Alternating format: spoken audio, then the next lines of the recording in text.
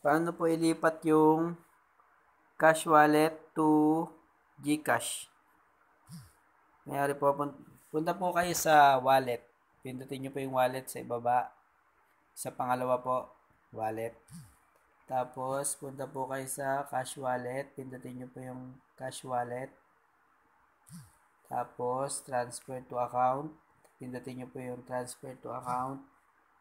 Tapos, enter an amount. Yari po, 1,000 kung magkano po ita-transfer nyo. Ito po yung naman ng cash wallet nyo, 4,173. Bali, ang gusto ko lang na i-transfer ay 1,000. Tapos, done na po. I-click nyo po done sa ibaba, yung pinaka-ibaba sa kanan. Tapos, click nyo po next. Tapos, click nyo po transfer now. Yan po. Request send. Tayin nyo lang po yan mga isang araw po. Bukas mo darating yan. Within 24 hours. Okay? Thank you. Yan po nabawasan. Kanina po 4,173 yan.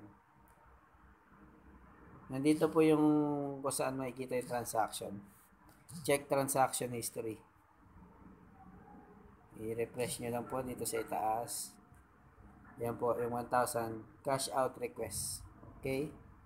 Thank you.